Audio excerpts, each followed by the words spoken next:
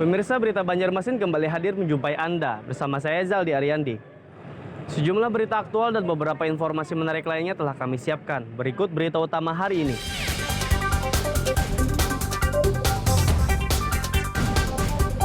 Gelapkan uang perusahaan, seorang wanita di Banjarmasin ditangkap polisi.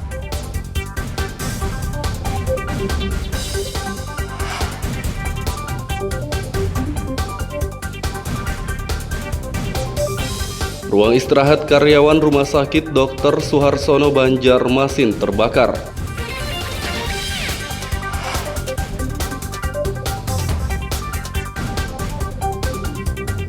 Ratusan ekor sapi dan kambing di Banjarbaru divaksin PMK.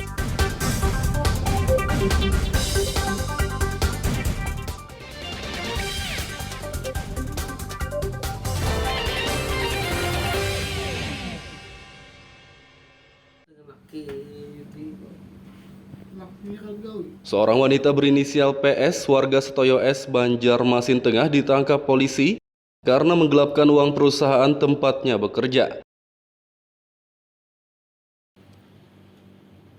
Wanita berusia 28 tahun yang berprofesi sebagai kasir itu ditahan Satreskrim Polsek Banjarmasin Utara Rabu lalu.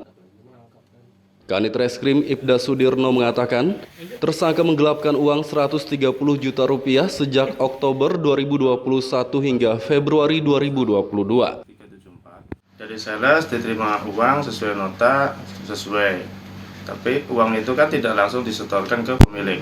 Nah, dikumpulkan, nah saat dia simpan itu sebagian diambilnya. Nah, itu berlangsung terus menerus. Nah, jadi pas begitu diserahkan, disetorkan, kan nggak langsung pemilik itu mengecek. Nah, ternyata begitu beberapa bulan omset, pada penjualan ini lumayan banyak. Nah, ternyata kok pembayarannya kok sedikit, omsetnya menurun. Nah, ini dilakukan audit. Pokoknya ada selisih banyak yang membuat kecurigaan. Ya. Dan orang yang tahu pegangan data-data itu hanya dia dan ya, sehingga pimpinan tahunya dia yang dicurigai. Setelah di cross check dengan sales kan, sales melakukan penagihan menyetor sesuai dengan nota itu. Di cross check dengan kasir, dia mengakui. Tersangka akan dikenai pasal 374 KUHP tentang penggelapan uang dengan ancaman 5 tahun penjara.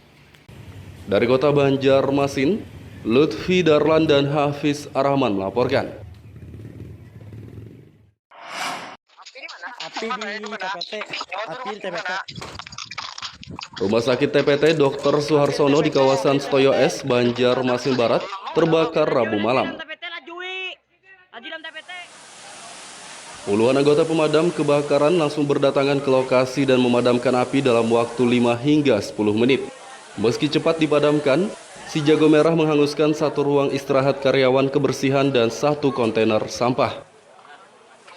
Yang terbakar itu kontainer sampah atau limbah dan tempat peristirahatan cleaning service, namun aman dari lingkungan rumah sakit TPT tersebut. Untuk apinya tadi jam berapa? Kalau untuk apinya kita 2352. Kita terima, namun alhamdulillah dapat teratasi dengan pasca air pasang. Dan di belakang kontainer sampah tadi itu ada anak sungai, jadi terbantu dengan. Berapa lama untuk menjinakkan api ini, berapa lama? Kurang lebih 5 menitan. Tidak ada korban jiwa dalam peristiwa ini, namun kerugian ditaksir puluhan juta rupiah. Penyebab kebakaran belum diketahui. Dari kota Banjarmasin, Lutfi Darlan dan Ahmad Fauzi melaporkan.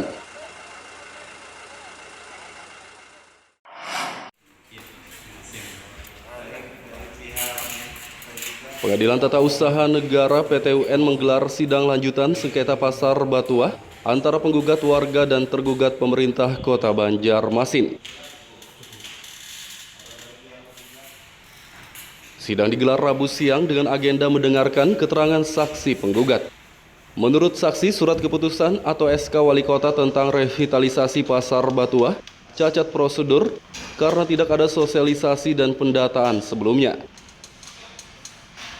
Agenda berikutnya bukti surat, perkembangan dari pemeriksaan saksi hari ini. Setelah kita lihat beberapa bukti surat akan kita tambahkan. Pertama terkait tentang masalah sebelumnya, tadi kan juga terungkap bahwa yang pertama kali berinisiatif untuk mencari informasi terkait revitalisasi ini adalah warga, bukan dari pemerintah. Jadi warga mendatangi DPRD untuk mencari kejelasan program revitalisasi ini seperti apa, apakah mereka terdampak atau tidak. Nah, faktanya ketika di DPRD mereka dipertemukan langsung dengan Dinas Perdagangan selaku pemegang program revitalisasi. Nah, di situ terlihatlah bahwa RT 11 dan RT 12 ini terdampak langsung dan mereka diberikan kompensasi, tidak diberikan kesempatan untuk mengajukan tawaran. Ke depan, Majelis Hakim memberikan kesempatan untuk para pihak menghadirkan alat bukti, baik surat maupun saksi. Tadi mungkin teman-teman media dengar juga dari penggugat menghadirkan satu saksi dan rencana mungkin ahli ya, nanti bisa ditanyakan kepada penggugat. Untuk dari pihak tergugat, Wali Kota Banjarmasin, kami berusaha menghadirkan satu saksi terlebih dahulu. Kalau nanti akan berkembang. Kalau tambahan bukti tadi yang dimasukkan apa? Tadi ada tambahan bukti. Hari ini ya. ada alat bukti surat dari tergugat. Apa berupa? Itu materi persidangan. Itu bisa nanti dibaca di putusan. Untuk saksi yang bakal didatangkan nanti dari pihak tergugat ini langsung kadis ya? Kota yang paham terkait dengan dikeluarkannya surat keputusan wali kota yang menjadi objek gugatan Tun sekarang. Sidang dilanjutkan pekan depan dengan agenda mendengarkan saksi tergugat. Dari Kota Banjarmasin, Lutfi Darlan dan Huda El melaporkan.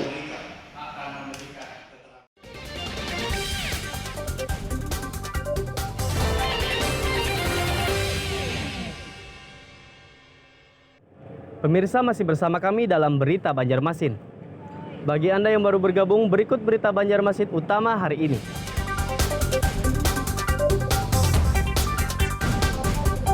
Gelapkan uang perusahaan, seorang wanita di Banjarmasin ditangkap polisi.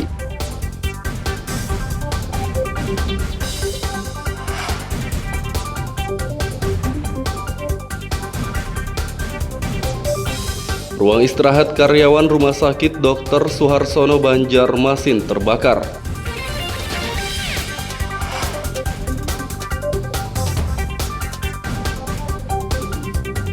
Ratusan ekor sapi dan kambing di Banjarbaru divaksin PMK.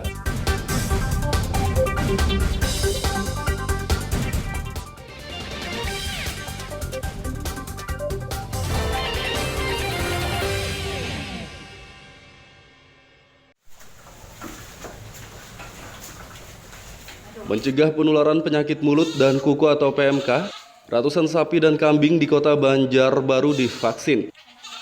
Vaksinasi PMK diselenggarakan sejak beberapa hari lalu oleh Dinas Ketahanan Pangan, Pertanian, dan Perikanan DKP 3. Kepala DKP 3 Abu Yazid Bustomi Kamis pagi mengatakan, Banjarbaru mendapat jatah 300 dosis vaksin. Alhamdulillah di Banjarbaru beberapa hari ini sudah digelar vaksinasi. Teman-teman dari bidang peternakan sama dokter hewan sudah turun ke lapangan. Kemarin sudah dapat vaksin berjumlah 300 untuk 300 ekor vaksin, tetapi yang diutamakan vaksinasi untuk betina dan anak dulu. Karena untuk yang jantan biasanya sebulan 2 bulan sudah bisa dijual belikan, sehingga diutamakan untuk betina dan anak gitu.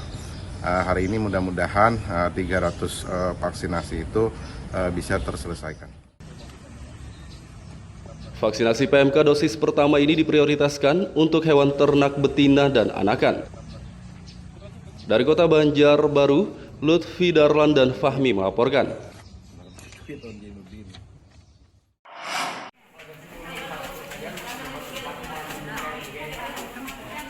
Penerimaan peserta didik baru PPDB online tahun ajaran 2022-2023 tingkat sekolah menengah pertama SMP di Kota Banjarmasin berakhir.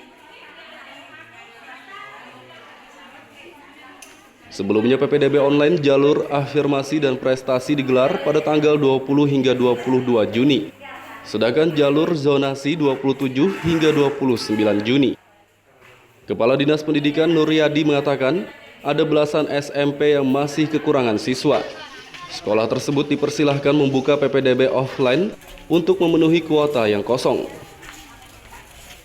Nah, jadi 16 sekolah belum memenuhi kuota ini. Memang ada pertanyaan dari mereka apakah akan diadakan seleksi ulang atau penjaringan ulang, itu tidak. Jadi kami sepenuhnya sesuai dengan kerjasama kami dengan Telkom itu sampai di pertama. Jadi tidak ada lagi data ulang, itu kami limpahkan semuanya kewenangan itu kepada sekolah untuk menerima siswa yang tidak tertampung lewat prestasi, lewat afirmasi, lewat zonasi. Nah, jadi ketidaktertampungan ini kami sepenuhnya mudah-mudahan didaftar ulang nanti, yang tidak diterima lewat seleksi ini bisa memasuki sekolah-sekolah yang kosong tadi, yang belum memenuhi kuota tadi. PPDB offline dibuka sejak tanggal 1 hingga 10 Juli mendatang. Dari Kota Banjarmasin, Lutfi Darlan dan Hudael melaporkan.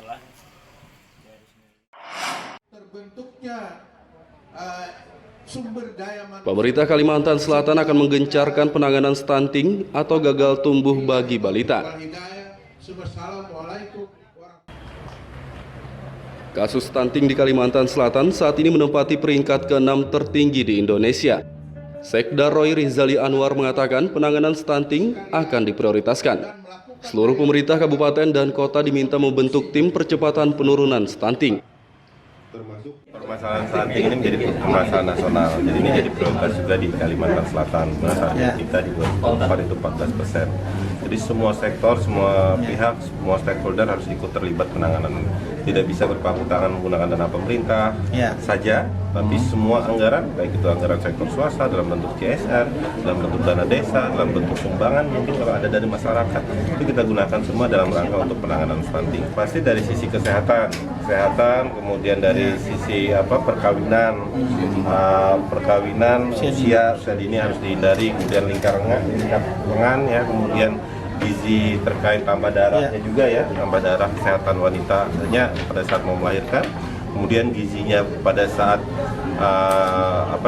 di kandungan sampai dengan 2 tahun melahirkan, itu yang harus diperhatikan dan pastikan itu terpenuhi semua. Sebelumnya saya ingin menyampaikan permohonan maaf. Roy menambahkan tidak hanya penanganan, sosialisasi pencegahan stunting juga harus digencarkan. Dari Kota Banjarbaru, Lutfi Darlan dan Aryadi Sukma melaporkan.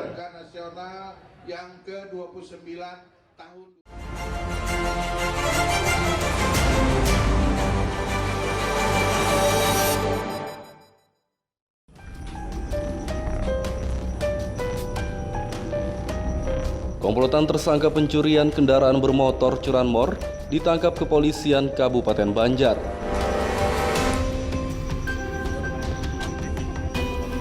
Tersangka berjumlah 4 orang berinisial FA, MH, BJY, dan DFS.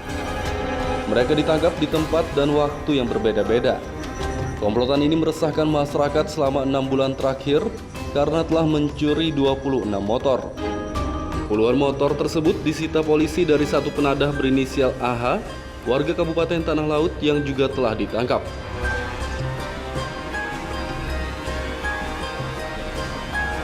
Empat tersangka curanmor akan dikenai pasal 363 ayat 1 KUHP tentang pencurian dengan ancaman 7 tahun penjara.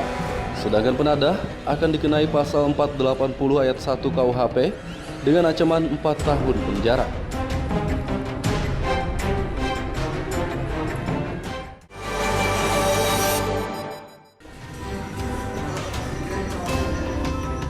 Tersangka pencurian tabung gas LPG di Kabupaten Hulu Sungai Utara HSU dibebaskan.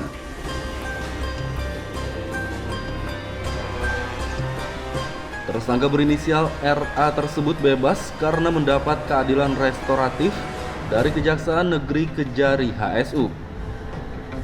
Sebelumnya pria berusia 29 tahun ini ditangkap polisi setelah mencuri 8 tabung LPG 3 kg di Desa Tayur, Amuntai Utara. Kejaksaan memberinya keadilan restoratif karena korban telah memaafkan. Korban Sarifuddin mengaku iba tersangka mencuri untuk membelikan bayinya susu. Selain dimaafkan korban, tersangka mendapat keadilan restoratif karena tidak pernah terjerat kasus hukum sebelumnya.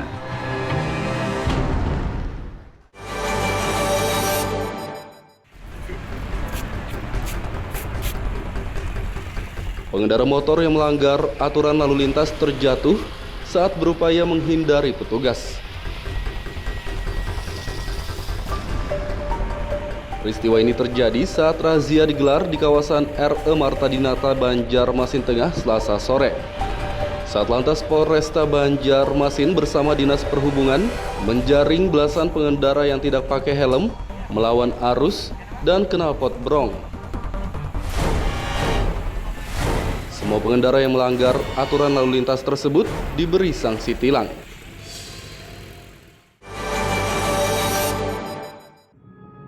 Proses penyelamatan lagi orang kedua. Kapal motor KM LCT Anugrah Indasah yang berangkat dari Banjarmasin menuju Samarinda tenggelam.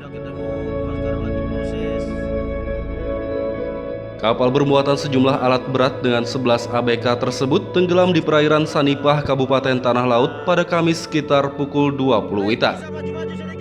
5 ABK ditemukan selamat oleh kapal MT Ferry 12 di perairan berjarak sekitar 5 mil dari Desa Sanipah, Kecamatan Penyampitan, Jumat siang. Sedangkan 6 lainnya masih dalam pencarian tim SAR gabungan.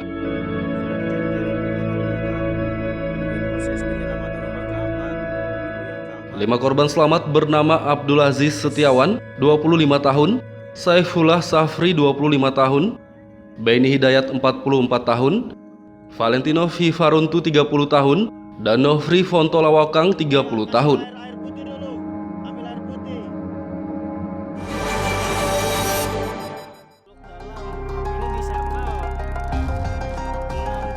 Kobaran api disertai asap pekat membuat panik warga Gang Purnawirawan, Pelambuan, Banjarmasin Barat, Selasa siang.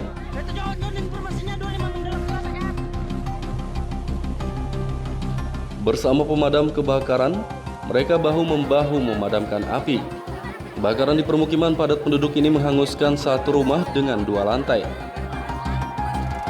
Salah satu warga, Trianto, mengatakan api bermula muncul dari lantai 2 bangunan.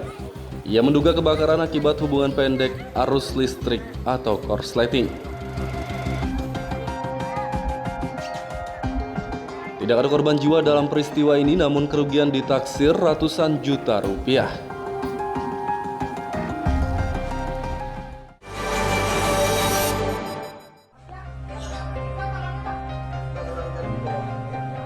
Dua ekor berang-berang terjebak selama 3 hari di penampungan air bawah tanah di depan rumah warga kawasan HKSN Banjarmasin Utara.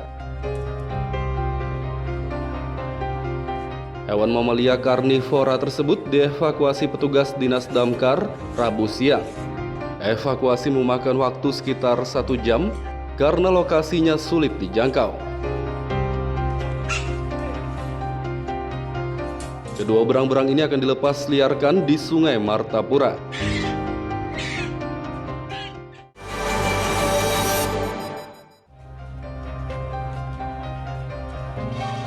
Harga bawang merah di kota Banjarmasin terpantau masih tinggi Sabtu pagi.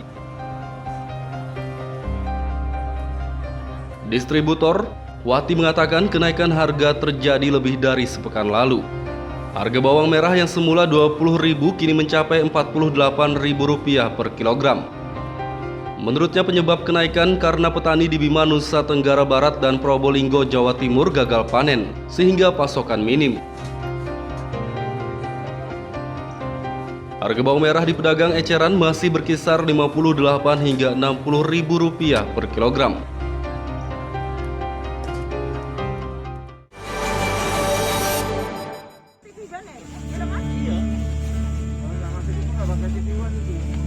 Menekan penyebaran penyakit mulut dan kuku PMK, ribuan hewan ternak di Kalimantan Selatan divaksin.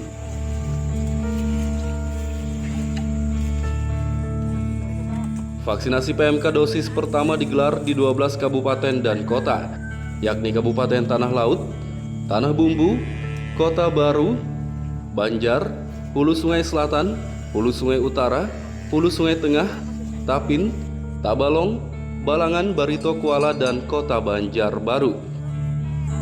Kepala Dinas Perkebunan dan Peternakan Disbunak Suparmi mengatakan, dari 4.200 dosis vaksin, 75%-nya telah diberikan untuk hewan ternak. Menurutnya vaksinasi dosis kedua akan digelar 1 bulan lagi. Ia berharap vaksinasi dapat menekan penyebaran PMK.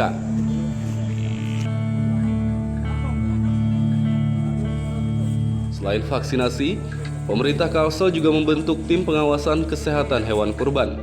Tim tersebut akan memastikan seluruh hewan kurban bebas dari PMK dan penyakit berbahaya lainnya.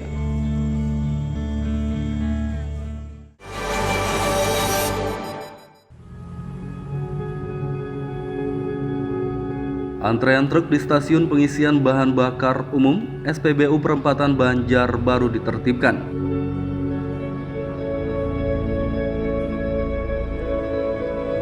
Sebelumnya, antrean truk pengisi BBM solar tersebut meluber ke jalan raya sehingga menghambat arus lalu lintas. Pihak SPBU bersama Forum Peduli Sopir Angkutan sepakat memberlakukan sistem antrean tertib. Seluruh truk harus mendaftar dan menunggu di tempat lapang yang telah ditentukan. Selanjutnya pengisian dilakukan secara bergiliran per 5 truk. Masing-masing truk dapat mengisi 75 liter solar.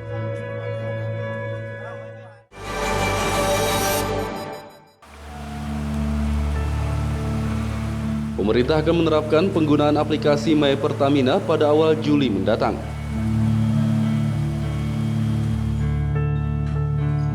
Aplikasi ini berlaku bagi masyarakat pembeli bahan bakar minyak BBM jenis Pertalite dan Solar. Sebagian masyarakat di kota Banjarmasin mendukung program tersebut, namun ada juga yang keberatan. Pasalnya tidak semua masyarakat memiliki smartphone atau telepon pintar untuk aplikasi tersebut. Sopir truk Mahli mengaku keberatan karena jumlah pengisian solar bakal dibatasi, yakni hanya 80 liter saja. Sedangkan keperluan angkutan antar provinsi sekitar 200 liter per hari.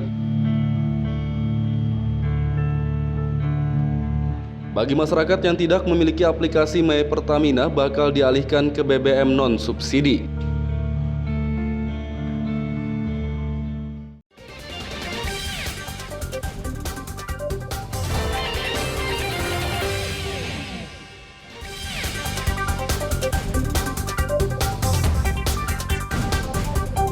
Gelapkan uang perusahaan, seorang wanita di Banjarmasin ditangkap polisi.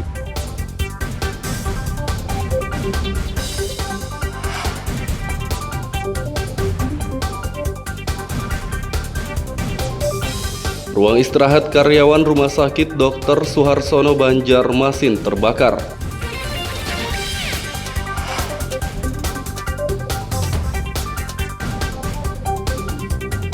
Ratusan ekor sapi dan kambing di Banjarbaru divaksin PMK.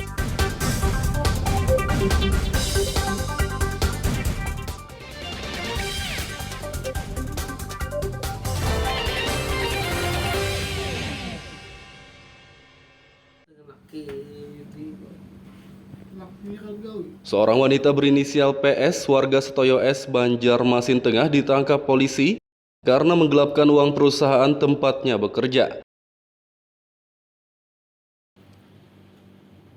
Wanita berusia 28 tahun yang berprofesi sebagai kasir itu ditahan Satreskrim Polsek Banjarmasin Utara Rabu lalu. Kanit Reskrim Ibda Sudirno mengatakan, tersangka menggelapkan uang 130 juta rupiah sejak Oktober 2021 hingga Februari 2022. Dari sales diterima uang sesuai nota sesuai, tapi uang itu kan tidak langsung disetorkan ke pemilik. Nah, dikumpulkan. Nah, saat dia simpan itu sebagian diambilnya. Itu berlangsung terus menerus. Diembatnya tuh Nah, jadi pas begitu diserahkan, disetorkan, kan nggak langsung pemilik itu mengecek. Nah, ternyata begitu beberapa bulan omset, padahal penjualan ini lumayan banyak. Nah, ternyata kok pembayarannya kok sedikit, omsetnya menurun. Nah, ini dilakukan audit. Pokoknya ada selisih banyak yang membuat kecurigaan. Ya. Dan orang yang tahu pegangan data-data itu hanya dia dan ya, sehingga pimpinan tahunya dia yang dicurigai. Setelah di cross check dengan sales kan, sales melakukan penagihan, menyetor sesuai dengan nota itu. Di cross check dengan kasir, dia mengakui. Tersangka akan dikenai pasal 374 KUHP tentang penggelapan uang dengan ancaman 5 tahun penjara. Dari kota Banjarmasin, Lutfi Darlan dan Hafiz Arrahman melaporkan. Api di TPT, api di TPT. Rumah sakit TPT Dr. Suharsono di kawasan Setoyo S, Banjarmasin Barat terbakar Rabu malam. Puluhan anggota pemadam kebakaran langsung berdatangan ke lokasi dan memadamkan api dalam waktu 5 hingga 10 menit. Meski cepat dipadamkan, si jago merah menghanguskan satu ruang istirahat karyawan kebersihan dan satu kontainer sampah. Yang terbakar itu kontainer sampah atau limbah dan tempat peristirahatan cleaning service, namun aman dari lingkungan rumah sakit TPT tersebut. Untuk apinya tadi jam berapa? Kalau untuk apinya kita 2352. Kita terima, namun alhamdulillah dapat teratasi dengan pasca air pasang. Dan di belakang kontainer sampah tadi itu ada anak sungai, jadi terbantu dengan. Berapa lama untuk menjinakkan api ini berapa lama? Kurang lebih 5 menitan. Tidak ada korban jiwa dalam peristiwa ini, namun kerugian ditaksir puluhan juta rupiah. Penyebab kebakaran belum diketahui. Dari kota Banjarmasin, Lutfi Darlan dan Ahmad Fauzi melaporkan.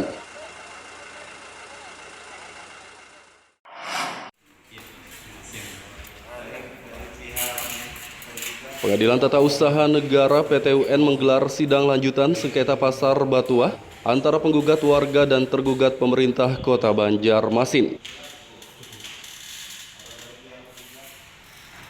Sidang digelar Rabu siang dengan agenda mendengarkan keterangan saksi penggugat. Menurut saksi, surat keputusan atau SK Wali Kota tentang revitalisasi pasar Batuah cacat prosedur karena tidak ada sosialisasi dan pendataan sebelumnya. Agenda berikutnya bukti surat, perkembangan dari pemeriksaan saksi hari ini. Setelah kita lihat beberapa bukti surat akan kita tambahkan. Pertama terkait tentang masalah sebelumnya, tadi kan juga terungkap bahwa yang pertama kali berinisiatif untuk mencari informasi terkait revitalisasi ini adalah warga, bukan dari pemerintah. Jadi warga mendatangi DPRD untuk mencari kejelasan program revitalisasi ini seperti apa, apakah mereka terdampak atau tidak. Nah, faktanya ketika di DPRD mereka dipertemukan langsung dengan Dinas Perdagangan selaku pemegang program revitalisasi. Nah, di situ terlihatlah bahwa RT 11 dan RT 12 ini terdampak langsung dan mereka diberikan kompensasi, tidak diberikan kesempatan untuk mengajukan tawaran. Minggu depan Majelis Hakim memberikan kesempatan untuk para pihak menghadirkan alat bukti baik surat maupun saksi. Tadi mungkin teman-teman media dengar juga dari penggugat menghadirkan satu saksi dan rencana mungkin ahli ya, nanti bisa ditanyakan kepada penggugat. Untuk dari pihak tergugat Wali Kota Banjarmasin, kami berusaha menghadirkan satu saksi terlebih dahulu. Kalau nanti akan berkembang. Kalau tambahan bukti tadi yang dimasukkan apa? Tadi ada tambahan bukti. Hari ini ya. Ada alat bukti surat dari tergugat. Apa berupa? Itu materi persidangan. Itu bisa nanti dibaca di putusan. Untuk saksi yang bakal didatangkan nanti dari pihak tergugat ini langsung kadis ya? Kota yang paham terkait dengan dikeluarkannya surat keputusan wali kota yang menjadi objek gugatan TUN sekarang ini. Sidang dilanjutkan pekan depan dengan agenda mendengarkan saksi tergugat. Dari Kota Banjarmasin, Lutfi Darlan dan Huda El melaporkan. Pemirsa, informasi tadi sekaligus menutup perjumpaan kita kali ini. Saya Zaldi Ariandi beserta redaksi mengucapkan selamat beraktivitas, sampai jumpa.